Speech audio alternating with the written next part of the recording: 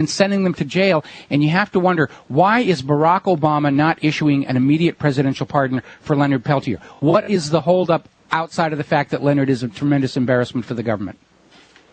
Personally, I think he's afraid of the FBI. You mean Obama? Right. And I think he's becoming more aggressive, more arrogant. He's becoming more like the Bush presidents. I would agree with you. A lot of people have said this is really Bush's third term here. Mm-hmm. Well, what is the next thing? I know that there's I guess there's a sort of a fast or a protest coming up for Leonard, and what can we really do to move this forward? Because I'm in agreement. 33 years is long enough to spend in jail for this man who's been a model prisoner, and he continues to write and do his artwork from within prison, especially given the dubiousness of the case against him. And we've covered this also, like Mumia Al-Jabbar and James Earl Ray.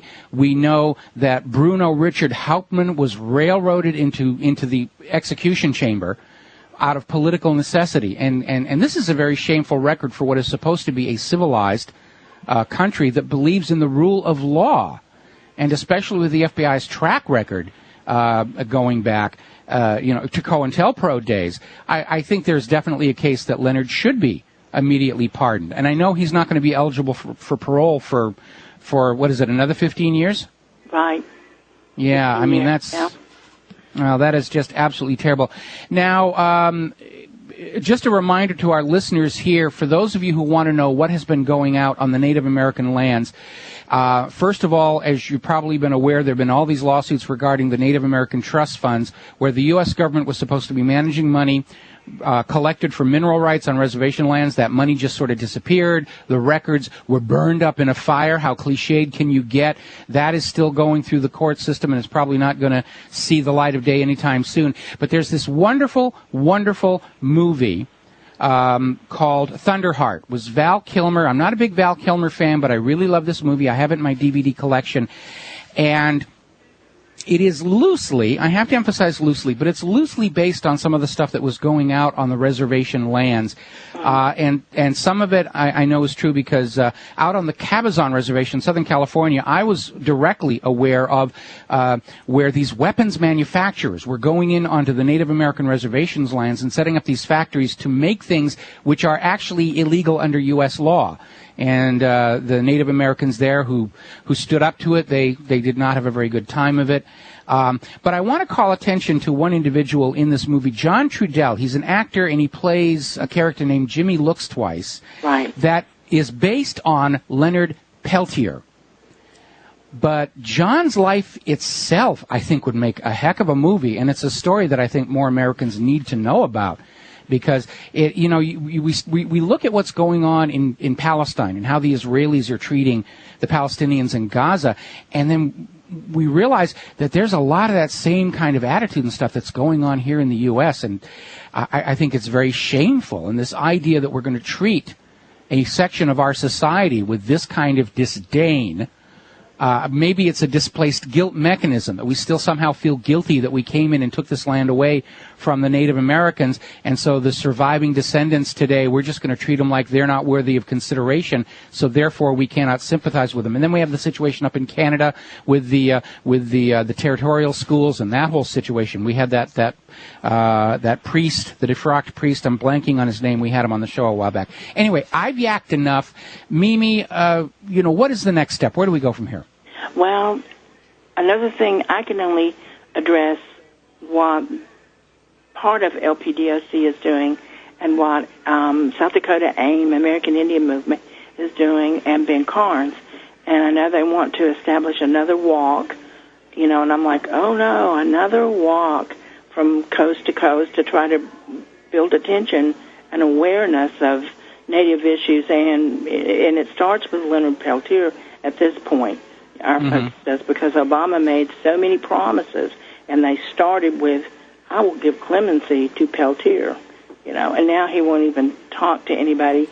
He did make that promise. That's my understanding. That's my understanding. I didn't hear it.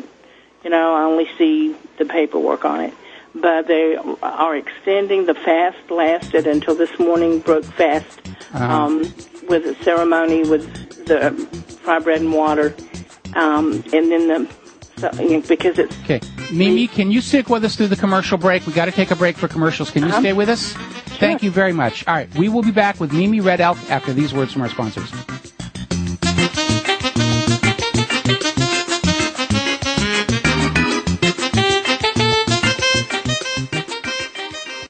The GCN Radio Network, providing the world with hard-hitting talk radio. GCN, great talk radio starts here.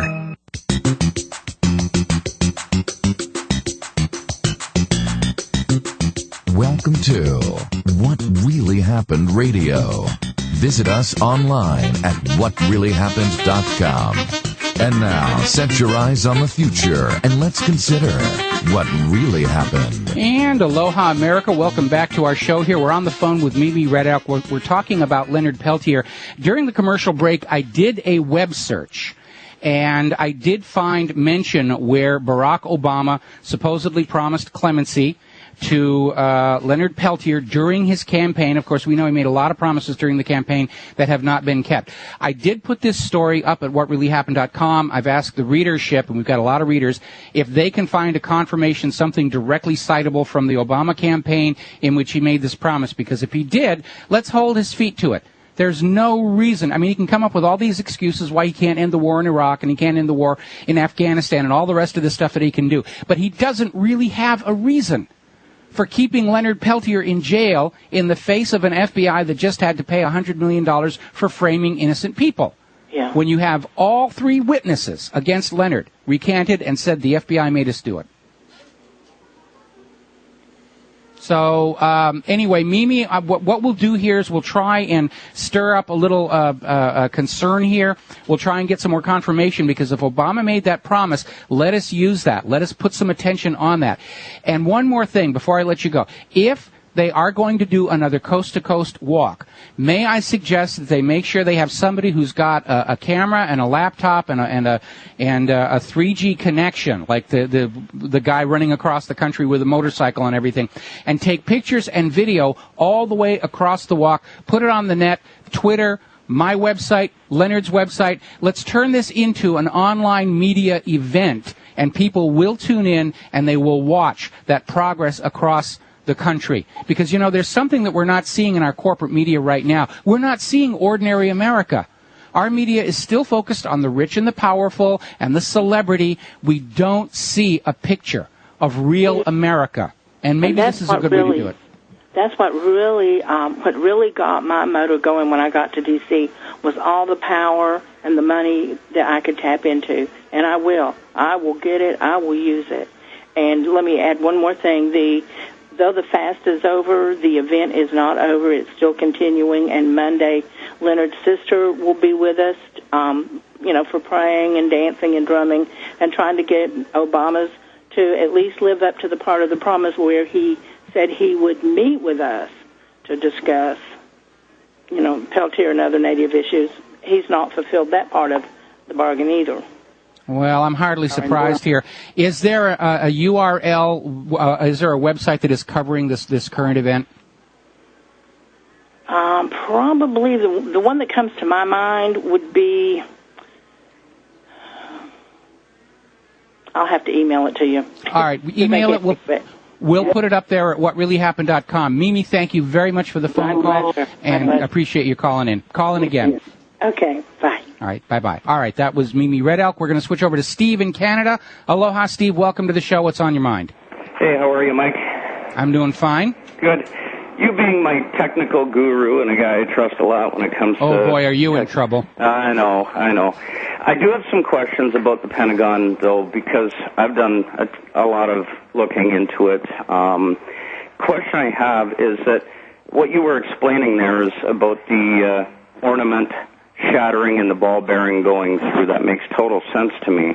Mm-hmm. What I don't understand, though, is what pierced through the 2 or 3 rings of the Pentagon, ending up in the inner foyer, I guess, when they showed supposedly an engine sitting outside of the front wall. So if the thing that would be perfectly round and circular, that would perfectly pierce through all those walls, go through all those beams, and end up leaving a perfect hole on one of the inner rings at the Pentagon. What was that? Well, are you saying it's an engine? My vote would be that it's probably one of the potable water tanks, which are cylindrical. They're not spherical; they're cylindrical, and they're very through all those beams and walls and everything. It's a big tank of water. You know how dense water is. It's one of the heaviest objects that are on there. There are also the landing gear root blocks. Mm-hmm. And they, remember, that's a brick wall you're looking at. So what punches through it, again, it's not going to leave a cookie cutter outline. It's going to take part of that wall with it. Right. And it's going to tend to create a circular opening anyway, regardless of the size and shape of the original object. All it takes is something that's really heavy and really dense. Most of the aircraft is very light. Obviously, there have to be some very dense, sturdy components, engine mounts, landing gear roots, all of that kind of stuff. The potable water bottles, I mean, if you